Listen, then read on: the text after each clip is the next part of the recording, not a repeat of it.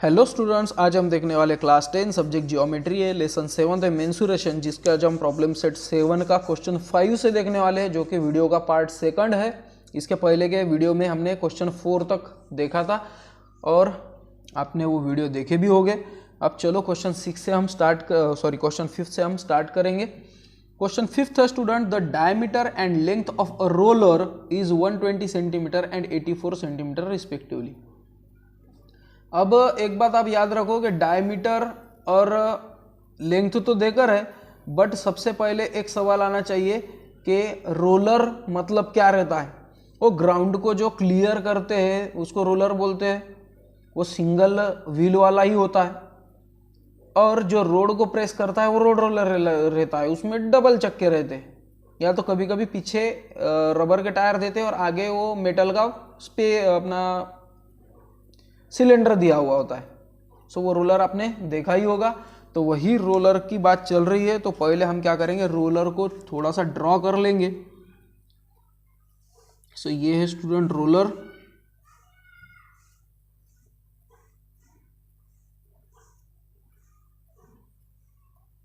ठीक है, इसकी डायमीटर देकर है 84 सेंटीमीटर। सो ये हो गई उसकी डायमीटर और ये भी हो गई उसकी डायमीटर। दो डायमीटर रहेंगे क्योंकि दो सर्कल है उसमें। सो D इज इक्वल्स टू 84 नहीं 120 सेंटीमीटर। उसके बाद उसकी लेंथ देकर है स्टूडेंट। अब लेंथ को हाइट भी कंसीडर कर सकते हो आप, क्योंकि अगर ये रोलर को खड़ा कर दिया जाए तो वो हाइट बन जाएगी। इसलिए यहां पर लिखूंगा मैं length is equals to height is equals to 84 centimetre. Okay, अब एक ग्राउंड को लेवल करना है। सो अगर वो ग्राउंड को लेवल करना होगा उनको, तो 200 रोटेशन उसके लगते हैं, यानी 200 बार वो रोलर घूमता जाएगा। ओके, अब देखो एक बात याद रखो, उसको अगर आपको लेवल करना है तो इन सर्कल का उसमें कुछ भी रोल नहीं रहेगा। रोल किसका रहेगा? सिर्फ ये रोलर का जो स्पेरिकल पार्ट है उसका ही रहेगा, है ना। सो इसका मतलब यहां पर हमको क्या चाहिए होगा, कर्व सरफेस एरिया चाहिए होगा। समझ में आ रहा होगा आपको? ओके, और अगर 200 रोटेशन हो रहे हैं तो उसको क्या करना पड़ेगा, मल्टीप्लाई बाय 200 करना पड़ेगा, क्योंकि एक कर्व सरफेस एरिया मतलब एक रोटेशन, और मल्टीप्लाई बाय 200 मतलब 200 रोटेशन। और अगर वो ग्राउंड को लेवल करने का कॉस्ट जो है वो है 10 रुपीज पर स्क्वायर मीटर, तो पैसे कितने लगेंगे, खर्च कितना आएगा, वो हमको पूछा गया है। ओके, तो फिर से वैल्यू देकर ये वैल्यू के हिसाब से हम थोड़ा सा इसको गिवन लिख लेंगे। सो रेडियस ऑफ सिलेंड्रिकल क्यों लिख रहा हूं मैं, क्योंकि सिलेंडर का फॉर्मूला आएगा उसमें और ये सिलेंड्रिकल ही है। Cylindrical roller is equals to diameter by 2, यानी कि 120/2 is equals to 60 centimetre. Okay, 60 centimetre चला। दूसरी बात, एक बात आपको पढ़ते पढ़ते ध्यान में आई होगी, जो कि हमारे चूज द करेक्ट ऑप्शन में भी था। यहां पर सेंटीमीटर देकर है, यहां पर सेंटीमीटर देकर है, बट जो प्राइस है उसका जो कॉस्ट गिर रहा है वो मीटर में देकर है, इसलिए इसको मीटर में कन्वर्ट कर भी दिया आपने तो बहुत अच्छी बात होगी। So is equals to 60/100 metre, यानी कि देखो 60 सेंटीमीटर मतलब 60/100 मीटर। सो ये 0.6 मीटर, ये आई उसकी रेडियस। आई बात समझ में? Is equals to R। Okay, इसके साथ ही लेंथ देकर है जो हाइट है। So height is equals to length is equals to 84 centimetre, मतलब 84/100 मीटर मीन्स 0.84 मीटर। इतनी लेंथ बोलो या उसकी हाइट बोलो। ओके, अब इसको जब ग्राउंड को लेवल करना है तो इसका कर्व सरफेस एरिया लगेगा। So hence for levelling the ground curved surface area of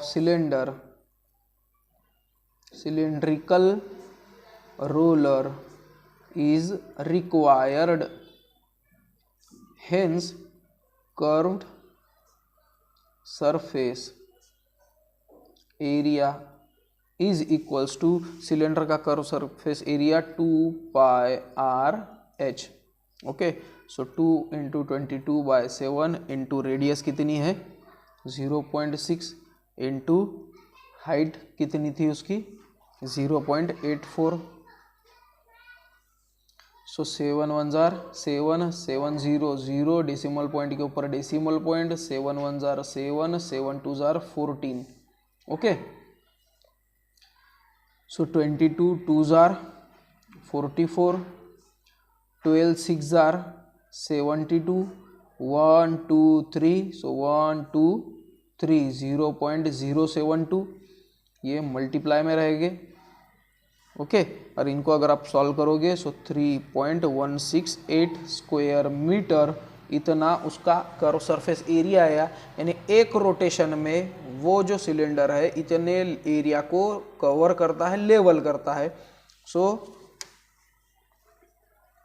for 200 rotations 200 rotation में क्या होगा सो 3.168 मल्टीप्लाई बाय 200। सो देखो 200 से मल्टीप्लाई कर रहे हैं इसलिए 2 डेसिमल सीधे ही कट चुके हैं। सो 8 2 jar 16 1 carry 6 2 jar 12 plus 1 13 1 carry 2 1 jar 2 plus 1 3 and 2 3 jar 6। ठीक है, उसके बाद में ये 2 0 सपोज इधर दे दिया अपन ने और 1 2 3 सो 1 2 3 633.6 स्क्वायर मीटर इतना एरिया वो रोलर प्रेस कर देगा, ग्राउंड लेवल कर देगा।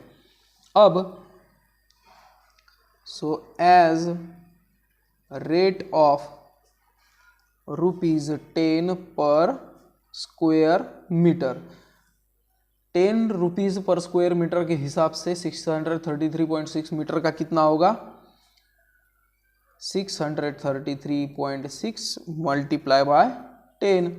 सो ये 6,336 रुपीज़ इतना कॉस्ट उसको लगने वाला है, इतने पैसे अगले वाले बंदे को देना पड़ेगा।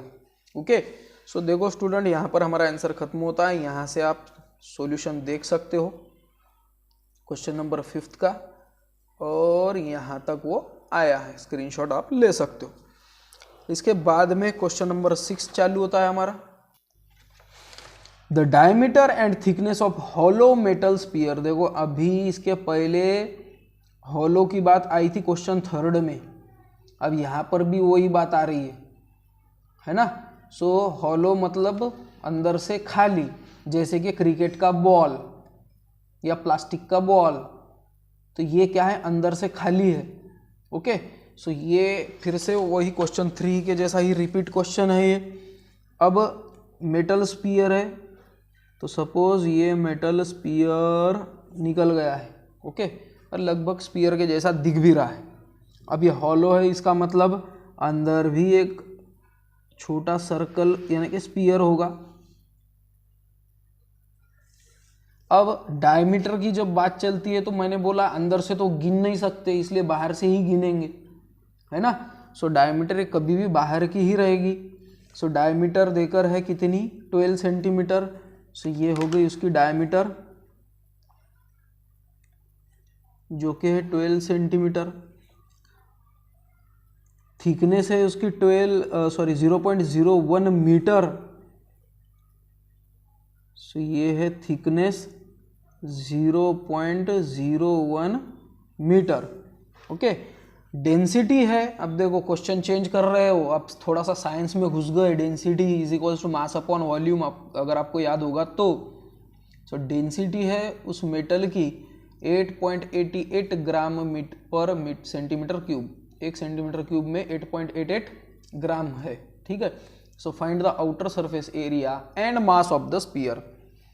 सो स्टूडेंट इसके पहले नहीं क्या ज़्यादा कुछ इसमें, यानी देखने में क्वेश्चन ऐसा लग रहा है, सॉल्व करते टाइम पे थोड़ा बड़ा भी है क्वेश्चन, बट उतना कुछ तकलीफ वाला नहीं है इसमें। देखो स्टूडेंट अगर इसका हमको वॉल्यूम पता चल जाए, ओके, तो वॉल्यूम अपॉन मास ये निकालकर हम डेंसिटी इजीली निकाल सकते हैं। ठीक है, डेंसिटी देकर है, वॉल्यूम पता चल गया, तो फिर मास ये तो देखो पता चल जा रहा है। और आउटर सरफेस एरिया के लिए हमको हमारे पास फॉर्मूला है, तो उसके लिए पहले हमको बाहर की रेडियस, अंदर की रेडियस, थिकनेस, ये थोड़ा सा हमको कन्वर्जन करना पड़ेगा, वो हम पहले करेंगे और एक एक से धीरे धीरे इसको आखिरी तक, फाइनल तक लेकर आएंगे हमको जो रिजल्ट चाहिए वो। So let R1 be the outer radius of hollow metal sphere। समझो hollow metal sphere है, उसकी आउटर रेडियस R1 है। So hence R1 is equals to क्या रहेगी, डायमीटर के हाफ, जो क्या रहेगी 12 के हाफ, जो क्या रहेगी 6 सेंटीमीटर। आया, यहाँ तक समझ में आ रहा है? इसलिए R2 भी हमको पता करना होगा, है ना। सो R2 के लिए थिकनेस देकर है हमको, थिकनेस देकर है मीटर में। Now thickness is equals to 0.01 metre है, इसको सेंटीमीटर में कर लेंगे ना भाई पहले, क्योंकि हर चीज सेंटीमीटर में चल रही है, तो फिर इसको मीटर क्यों रखे। सो 1 मीटर मतलब कितने 100 सेंटीमीटर होते हैं, इसलिए 0.01 इंटू 100 सेंटीमीटर, और 100 से मल्टीप्लाई करने के बाद डेसिमल पॉइंट राइट साइड में सरकता है, जितने 1 पर 0 होते हैं, 1 पर 2 0 है, इसलिए 1 2 यानी कि 1 सेंटीमीटर ये थिकनेस आई। एंड R2 इज रेडियस या inner radius of sphere. Suppose R2 inner radius है, सो हेंस थिकनेस कितनी रहेगी फिर, थिकनेस मतलब क्या होता है, outer radius minus inner radius. Outer radius है 6, इनर रेडियस है 1, so is equals to 5 centimetre. So thickness कितनी आई, 5 सेंटीमीटर की थिकनेस हमको मिल चुकी है। ओके, इतनी चीज़ें हमको देकर थी, इसको थोड़ा कन्वर्ट वगैरह किया हमने। अब इसको हम क्या करेंगे, थोड़ा सा और एक लाइन बढ़ा देंगे हम। सो हेंस R1 कितना आया था हमारा 6 सेंटीमीटर, R2 कितना आया था 1 सेंटीमीटर, थिकनेस कितनी आई 5 सेंटीमीटर, और डेंसिटी देकर है हमको इज इक्वल्स टू 8.88 ग्राम पर सेंटीमीटर क्यूब। ठीक है, इतने वैल्यू हमको देकर है। अब इतने वॉल्यूम के हिसाब से हमको पहले तो हम आउटर सरफेस एरिया इजीली निकाल सकते हैं। नाउ आउटर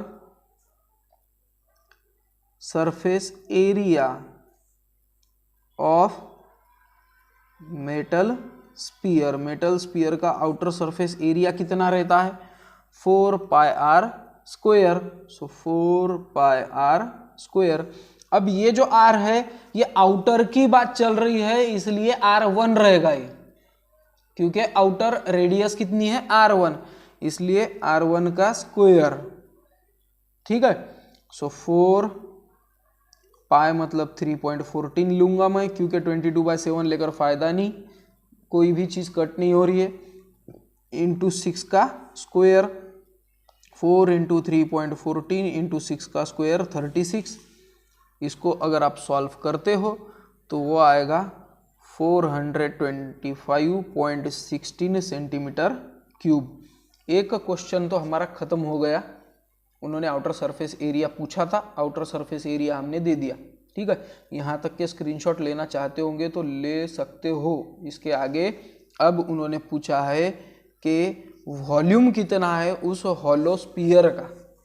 ठीक है, फिर से एक बात मैं आपको बताना चाहता हूँ, बाहर का जो स्पीयर है और अंदर का जो स्पीयर है उसके बीच में जितना भी मेटल भरा होगा उसका वॉल्यूम निकालना है हमको। इसलिए बाहर का वॉल्यूम माइनस अंदर का वॉल्यूम अगर आप करोगे तो आपको क्या मिल जाएगा, बीच में के पार्ट का पूरा के पूरा वॉल्यूम मिल जाएगा। ठीक है, आ रहा होगा आपको समझ में। तो वही हम काम करने वाले हैं। सो वॉल्यूम ऑफ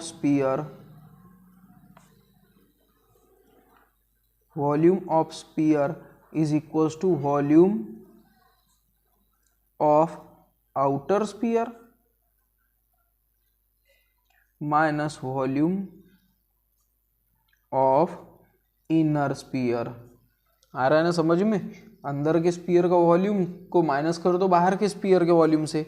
सो फिर से 4/3 pi R cube minus 4/3 pi R cube. अब ये सभी कट जा रहे तो होगा हमारा आंसर, निकल गया है ना। नहीं, ऐसा नहीं होगा, क्योंकि ये जो आर क्यूब है ये आउटर स्पीयर है इसलिए R1 क्यूब, और ये इनर स्पीयर है इसलिए ये R2 क्यूब। अंदर के स्पीयर के लिए अंदर की रेडियस, बाहर के स्पीयर के लिए बाहर की रेडियस। सो इसमें से 4/3 पाई ये बाहर निकल सकता है। सो 4/3 पाई इसको निकाल लिया बाहर। R1 cube minus R2 cube, इतना ही बचा। फिर से 4/3 इंटू 3.14 ही लेंगे हम।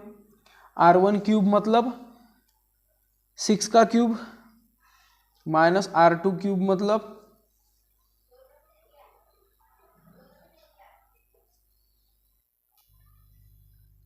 5 का क्यूब। अब देखो ये 5 का क्यूब जो है ये यहाँ पर थोड़ा सा रॉन्ग हो गया मेरा, क्योंकि थिकनेस देकर है ऑलरेडी 1 सेंटीमीटर। ये चाहिए था 1, R1 चाहिए था 6 और ये चाहिए था R2। Hence R2 is equals to 5 centimetre, इसलिए R2 5 और थिकनेस है 1। देखो अभी ऐसा थोड़ा सा कंफ्यूजन हो गया था मेरा, फिर से जाने दो, उसके लिए सॉरी, बड़ा वाला सॉरी। सो 4/3 इंटू 3.14, 6 का क्यूब 6 6 जार 36, 36 6 जार होता है तो वो 216 रहेगा। 5 का क्यूब तो 125 है, वो तो याद ही होना चाहिए। सो 4/3 इंटू 3.14 इंटू अगर इनको माइनस किए तो 91 बचेगा। So 4 into 3.14 into 91 upon 3। और इसको अगर आप सॉल्व करते हो so volume is equals to क्या आएगा, 380.986 सेंटीमीटर क्यूब। और 2 डेसिमल तक अगर आपको इसको लाना है सो 380.99 होगा, क्योंकि ये 6 का 5 से बड़ा है ना, ये 5 या 5 से बड़े नंबर रहे तो ये आगे ऐड हो जाता है। सो 99 सेंटीमीटर क्यूब, यानी कि अप्रॉक्सीमेट। ओके, फिर से वॉल्यूम पता हो गई। अब उनको चाहिए था वॉल्यूम, नहीं चाहिए था उनको, चाहिए था मास। और इसके लिए इतनी झंझट की है हमने, क्योंकि density is equals to, now density is equals to mass upon volume, hence mass is equals to density into volume. ये वॉल्यूम डिवाइड इधर जाने के बाद multiply. So is equals to density कितनी थी 8.88 और वॉल्यूम कितना है 380.99। ठीक है, सो इनको सॉल्व करो आप। सो 383.19 ग्राम आया। और अगर आपको किलोग्राम में ही चाहिए तो डिवाइड बाय 1000 करो। सो 3.383 किलोग्राम इतना उसका मास है, यानी कि वेट है, समझ लो। तो स्टूडेंट ये था हमारा क्वेश्चन नंबर 6, जो कि पूरा पेज ही लग गया इसको एक्सप्लेन करने में। आपको मैं यहाँ से बताऊंगा फिर से। यहाँ से हमने स्टार्ट किया था, उसके बाद यहाँ तक आए थे और उसके बाद यहाँ तक आ गए थे और हमारा आंसर खत्म हो गया था। उसके बाद स्टूडेंट क्वेश्चन नंबर 7 देखेंगे हम। A cylindrical bucket of diameter 28 cm and height 20 cm was full of sand. एक सिलेंड्रिकल बकेट है तो पहले अपन सिलेंड्रिकल बकेट निकाल ही लेंगे। तो ये है सिलेंड्रिकल बकेट।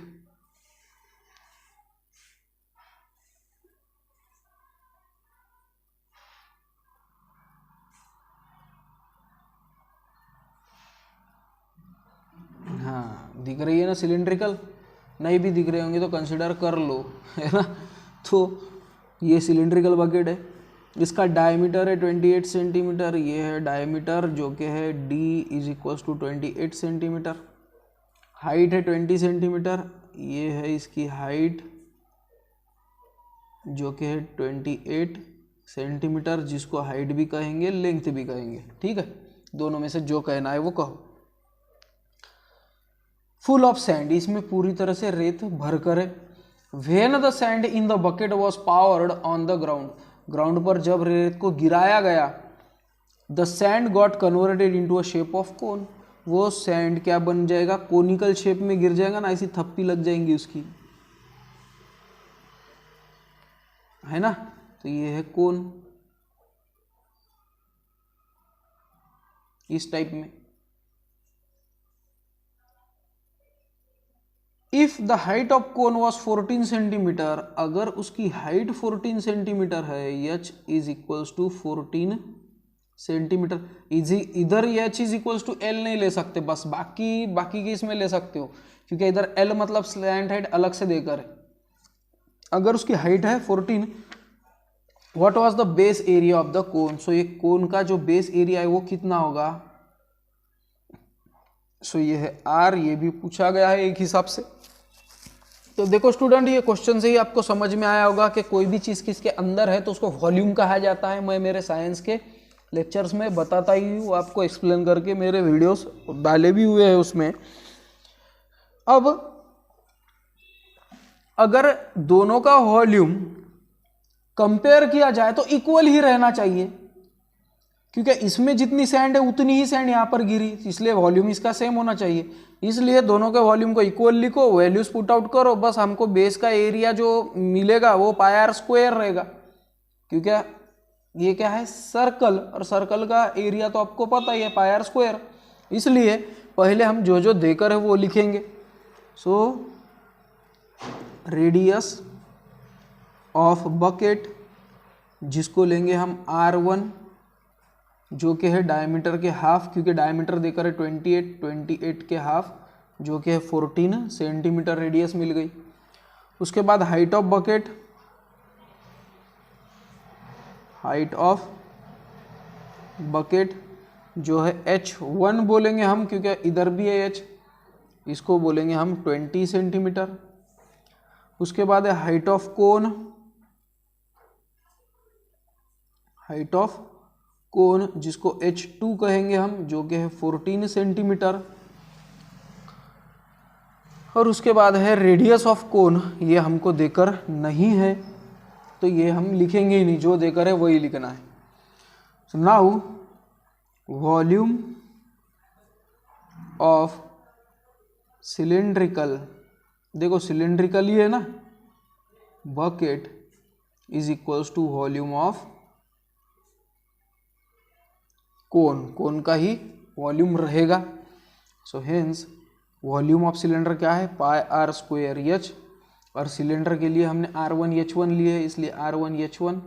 वॉल्यूम ऑफ कोन क्या है, 1/3 पाई आर स्क्वायर एच, फिर से R2 और H2 लिया था हमने, R2H2, ठीक है।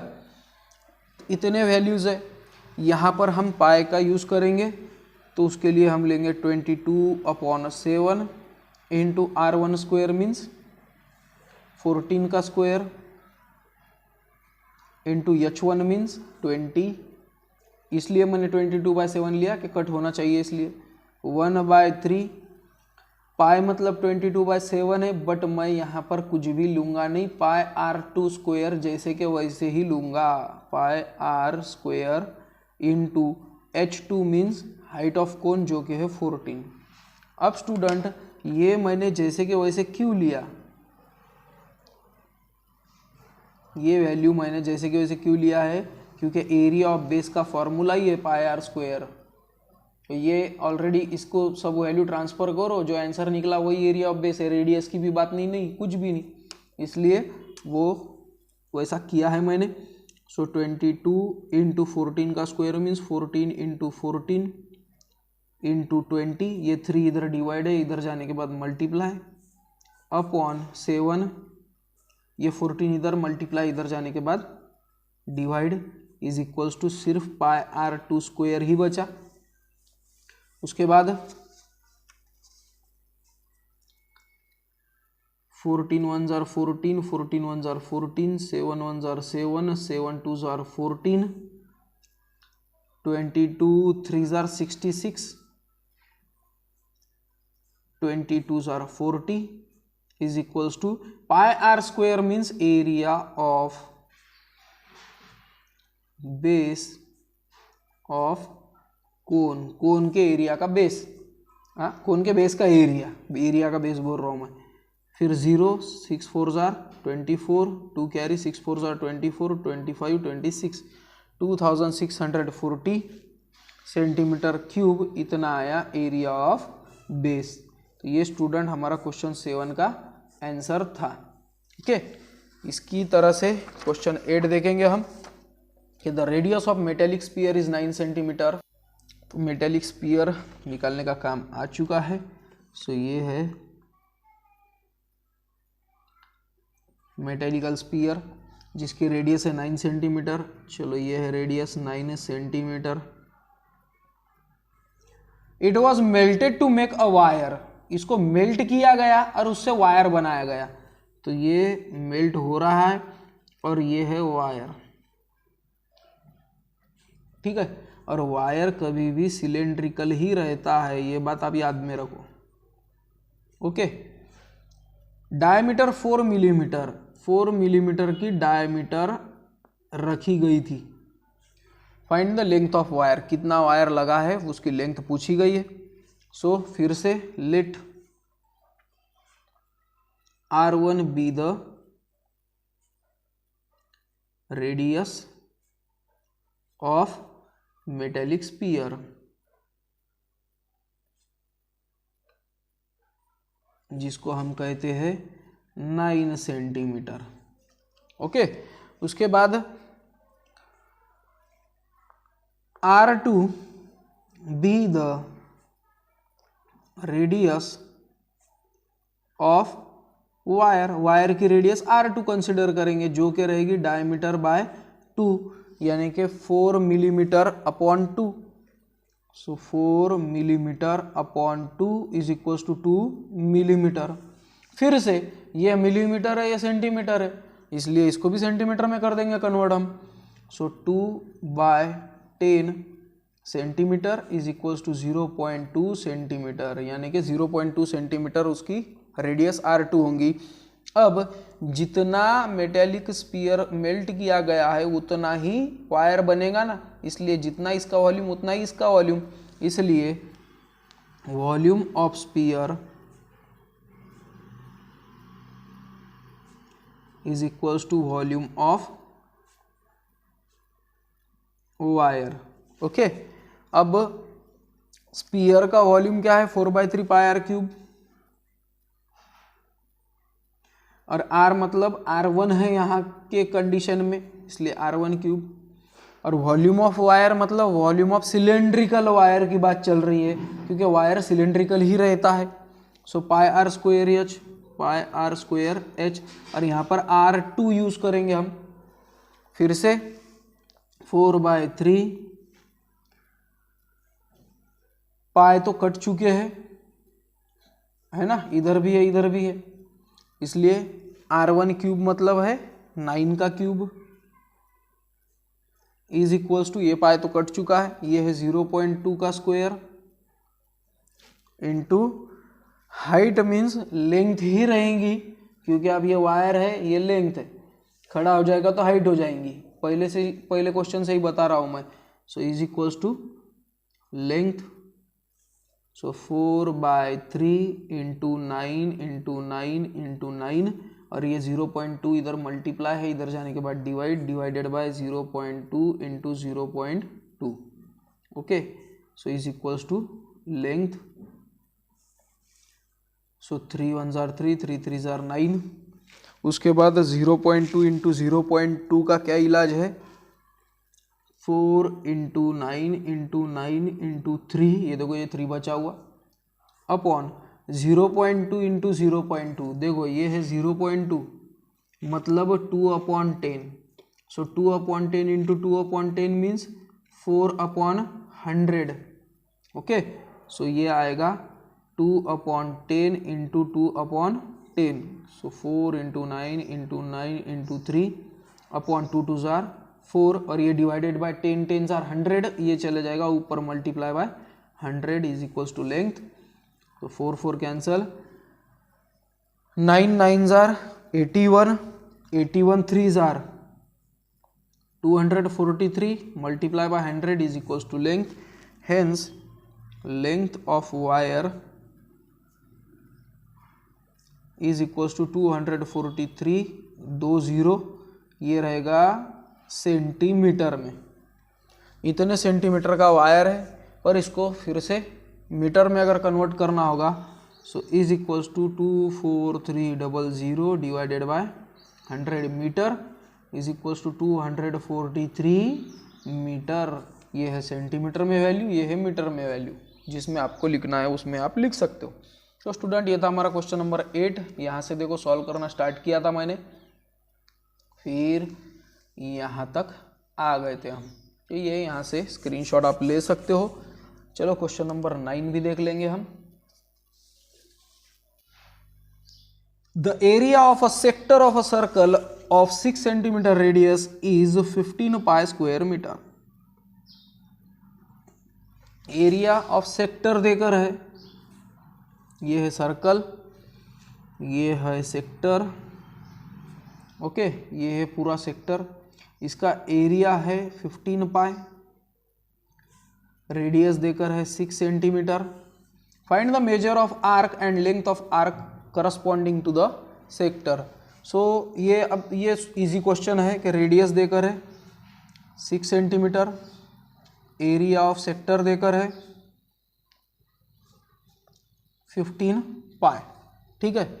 अब हमको एंगल अगर पता चल गया तो फिर कोई दिक्कत नहीं है, इसलिए हम क्या करेंगे, एरिया ऑफ सेक्टर की वैल्यू क्या है, θ/360 into pi R square. So area of sector कितना है 15 pi, θ/360 into pi into R square means 6 का स्क्वेयर।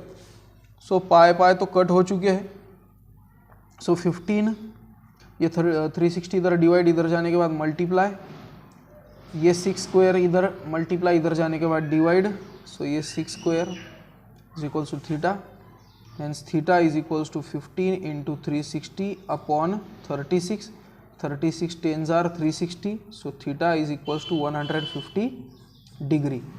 थीटा की वैल्यू 150 डिग्री पता चल गई। अब जितना जो सेक्टर रहेगा उतना ही क्या रहेगा, उसका आर्क का मेजरमेंट, यानी समझ रहे हो ना आप। उन्होंने क्या क्वेश्चन पूछा है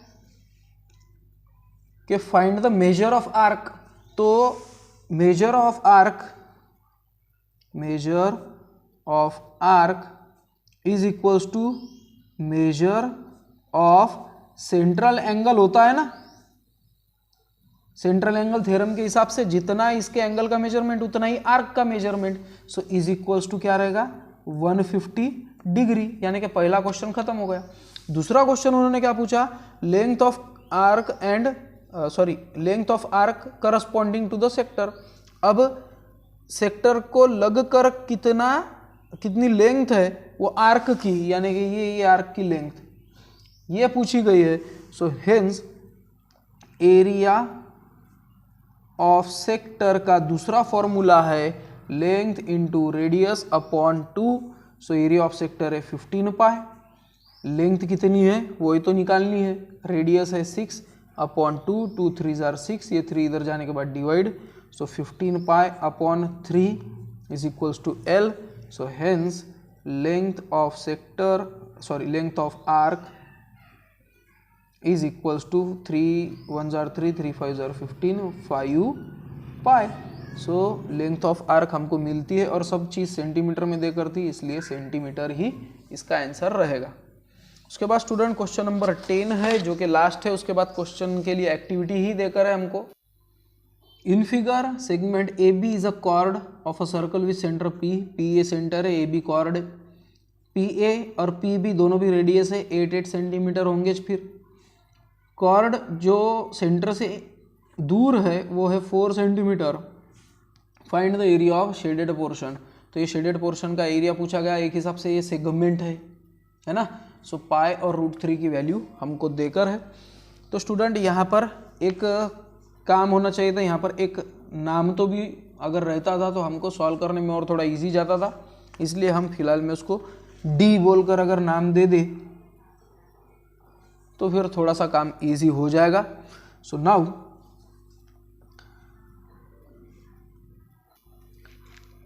एरिया ऑफ सेक्टर अगर आप निकालते हो पी डैश ए बी, उसमें से अगर एरिया ऑफ ट्रायंगल आप माइनस करते हो तो फिर इजीली क्या हो जाएगा, एरिया ऑफ शेडेड पोर्शन आपको मिल जाएगा। आ रहा है समझ में। और ये हम अभी तक कर रहे थे, शायद प्रॉब्लम सेट प्रैक्टिस सेट 7.4 था, उसमें हमने एरिया ऑफ सेगमेंट पूरे निकाले ही हुए हैं। वही क्वेश्चन पे ये क्वेश्चन बेस्ड है, बट थोड़ा सा घुमा फिरा कर पूछा हुआ है। क्योंकि देखो स्टूडेंट, ये डिस्टेंस है, इसका मतलब ये परपेंडिकुलर ही होगा। Perpendicular drawn from the chord from the on the chord from the centre of circle bisects the chord, तो ये इसके इक्वल पार्ट होंगे ही। ये रेडियस है, ये इक्वल होंगे, है ना। और अगर हमको थीटा की वैल्यू पता चल गई ना तो बाद में फिर हमको दिक्कत जाने वाली नहीं है। ओके, इसलिए ये थीटा का भी प्रॉब्लम ऐसा है कि ये एक है और ये दूसरा है, तो ये दोनों की वैल्यू पता होनी चाहिए। उसके बाद में ये जो एंगल है ये 90 डिग्री एंगल है, और ये है एडजेसेंट साइड और ये है हाइपोटेनस। अगर cos theta is equals to adjacent upon hypotenuse अपन ने निकाल लिया तो हमको इजीली आंसर पता चल जाएगा, है ना। या तो ये वाला कॉस थीटा, ये 90 थोड़ी रहेगा, इसके आगे का ये वाला। तो आपको अब सॉल्व करके बताता हूँ तो समझ में आ जाएगा। So in triangle P D A angle D is equals to 90 degree. So hence angle P is equals to, या तो angle P is equals to नहीं, cos P is equals to क्या रहेगा, एडजेसेंट अपॉन हाइपोटेनस, जो कि रहेगा PD upon AP।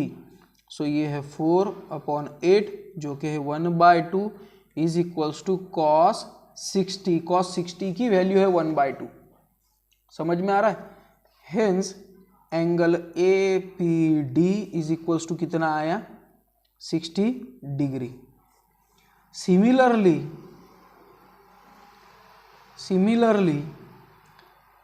Angle BPD is equals to, ये भी कितना आएगा, 60 डिग्री ही आएगा। ओके, तो ये भी आ गया 60।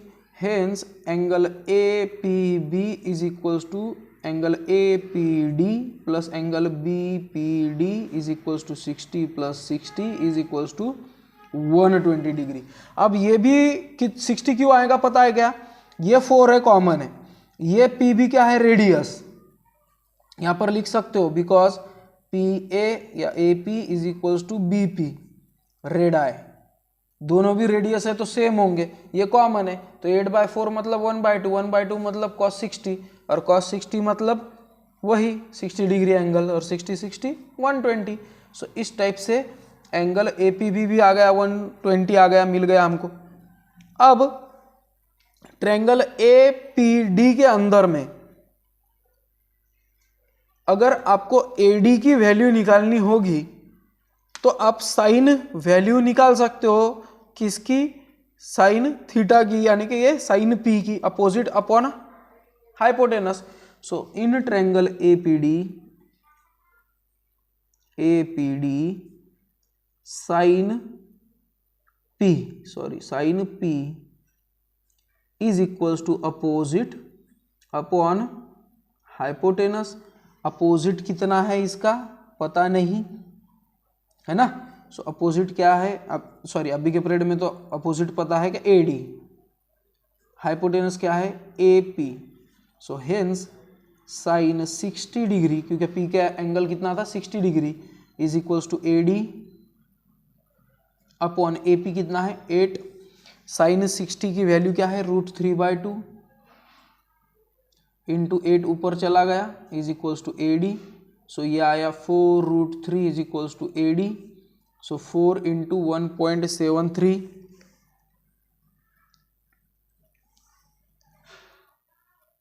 यानी कि वैल्यू 1.73 उन्होंने √3 की वैल्यू देकर ही है हमको। बट फिलहाल में अगर हम उसको सॉल्व नहीं करते, लास्ट में √3 का अगर कुछ काम आया तो उसको सॉल्व कर देंगे, ऐसा कोई दिक्कत नहीं है। ठीक है, ऐसे ही सिमिलरली, फिर से देखो सिमिलरली से ही काम होगा हमारा। Similarly A D is equals to B D is equals to 4√3 centimetre. देखो A D is equals to B D, अब ये क्यों लिखा होगा मैंने, क्योंकि perpendicular drawn from the centre of circle on a chord bisects the chord, वो chord को बाइसेक्ट कर देता है, ये हमको पता होना चाहिए। ओके, इसलिए ए डी और बी डी इनकी लेंथ आ गई है 4√3। So hence A B is equals to A D plus D B is equals to 4√3 plus 4√3 is equals to 8√3 centimetre. So A B कितना आया 8√3 सेंटीमीटर, क्योंकि A dash D dash B है। ये आया 4√3, ये भी आया 4√3, तो दोनों मिलाकर 8√3 हो गए। ओके, अब शेडेड रीजन के लिए now area of shaded region is equals to area of sector minus area of triangle A P B. So area of sector क्या है theta upon 360 into pi R square minus 1/2 into base into height. Okay, क्यों क्या triangle का formula है base into height. So theta कितना आया था 120 upon 360 into पाई की वैल्यू 3.14, आर मीन्स रेडियस जो कि है 8 का स्क्वायर माइनस 1/2 इंटू बेस कितना है इसका 8√3, ये है बेस और ये height 8√3 into 4। So 8√3 into 4, so 12 3s are 36, उसके बाद 2 2s are 4, 8 2s are 16, ये आया 16√3 इधर का, इधर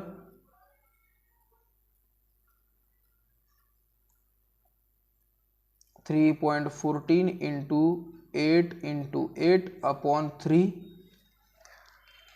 सो इसको अगर आप सॉल्व करोगे तो 66.986 माइनस 16 इंटू √3 मतलब 1.73। अब इसकी वैल्यू हम पुट कर सकते हैं। सो 66.99 लेंगे हम, इसको राउंड फिगर कर देंगे, माइनस 27.68 आएगा ये। सो 39.31 सेंटीमीटर स्क्वायर, ये है हमारा एरिया ऑफ शेडेड रीजन। तो देखो स्टूडेंट, यहाँ से आप देख सकते हो, यहाँ से मैंने सॉल्व करना स्टार्ट किया था और ये भी था और ये भी था। ओके, उसके बाद स्टूडेंट क्वेश्चन नंबर 11 देखेंगे हम। In figure square ABCD is inscribed in sector A-PCQ। ये जो स्क्वायर है ABCD ये सेक्टर APCQ में अंदर फंसकर है, इंस्क्राइब्ड है।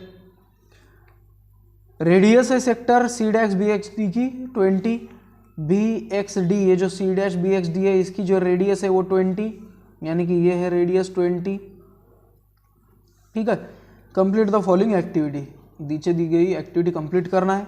साइड ऑफ स्क्वायर ABCD की जो साइड है वही क्या है इसकी रेडियस, तो ये यहाँ पर क्या आएगा 20 centimetre. Okay, area of square है साइड है 20, सो 20 का स्क्वायर 400, यानी कि यहाँ पर भी हमारा आंसर खत्म हो रहा है धीरे धीरे। अब शेडेड रीजन का एरिया क्या है पता है क्या? कौन सा? ये वाला shaded region. Area of square निकालो और उसमें से एरिया ऑफ ये सेक्टर माइनस कर दो तो ये शेडेड रीजन मिल जाएगा, है ना। सो स्क्वायर का एरिया क्या है? Side square.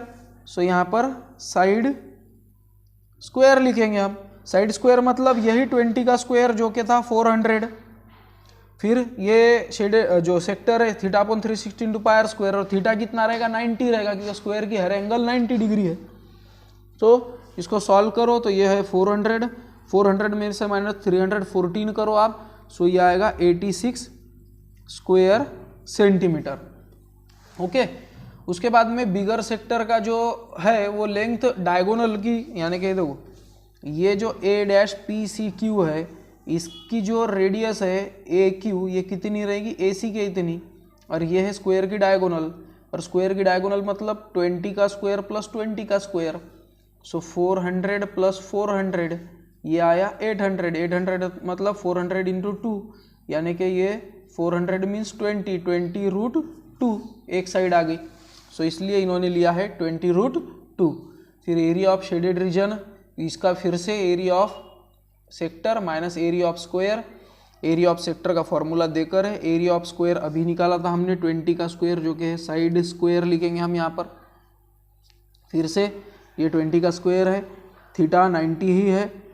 इसको अगर आप 9 4 360, फिर ये 3.14 इंटू 20 का स्क्वायर 400 इंटू रूट 2 का स्क्वायर 2 अपॉन 4, ये आया 100 को मल्टीप्लाई करो 314 into 2, 4 2 jar 8, 2 1 jar 2, 3 2 jar 6, 628 minus 400, सो ये आएगा 228 स्क्वायर सेंटीमीटर, और दोनों की प्लस ऑलरेडी करके देकर है तो 314 स्क्वायर सेंटीमीटर ये टोटल एरिया आएगा शेडेड रीजन का।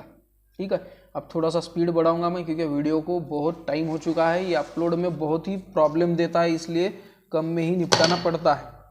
उसके बाद क्वेश्चन 12 और जो कि लास्ट क्वेश्चन है कि दो सर्कल है, दोनों के सेंटर, एक का सेंटर O है एक का सेंटर P है, ये इंटरनली टच कर रहे हैं। अगर BQ यानी कि थिकनेस ही समझ सकते हो आप 9 और DE ये छोटी थिकनेस है 5। सो ये एक्टिविटी कंप्लीट करो कि radius of circle find out करने के लिए। सो लेट बिगर सर्कल की रेडियस बड़ा R है कैपिटल और स्मॉलर की small r। OA OB OC OD ये सेम ही सर्कल के रेडियस है, OA OD OB OC, सो वो R ही रहेंगे। और PQ PA ये PQ और ये PA ये दो रेडियस है जो कि छोटा r है। OQ is equals to OB minus BQ, so OB क्या है? कैपिटल R, BQ क्या है? 9, R माइनस 9। OE ये OE, OD minus DE, OD क्या है? स्मॉल r, नहीं OD तो कैपिटल ही है, कैपिटल R माइनस 5। ठीक है, as the chords OQA and E of the circle of centre P, अगर ये सर्कल है और ये उसके दो कॉर्ड है ABCD, ये है O और ये है E, सो हम क्या करते हैं इंटरनली बाइसेक्ट करने वाला theorem, AE into EB is equals to CE into ED, ऐसे करते हैं ना, सर्कल्स टचिंग इंटरनली या chord bisecting internally to each other. वैसे ही इस कंडीशन में है, ये जो QA है और EF है ये बाइसेक्ट कर रहे हैं, so OQ into OA is equals to EO into OF, so वही देकर है। सो OQ मतलब क्या है? R माइनस 9, OE कितना था? R माइनस 5, और OE और OF ये OE और OF इक्वल है क्योंकि perpendicular drawn from the chord from the centre of circle to the chord bisects the chord, ये फॉर्मूला है, इसलिए ये जितना होगा उतना भी ये कितना है? R माइनस 5, तो वो भी कितना होगा? R माइनस 5, सो ये भी R माइनस 5। फिर से इसको सॉल्व किया है, देखो R into R square minus 9 into R 9R, फिर R into R square minus 5 into R, म्हणजे -5r into -5r plus 5 5 jar 25। उसके बाद आर स्क्वायर और आर स्क्वायर कट गए, ये -10r इधर जाने के बाद प्लस 10r -9r और इधर सिर्फ 25 बचा। सो 10r - 9r सिर्फ r is equals to 25। So A Q जो है वो 2r है, वैल्यू देकर है 50 - 9 41।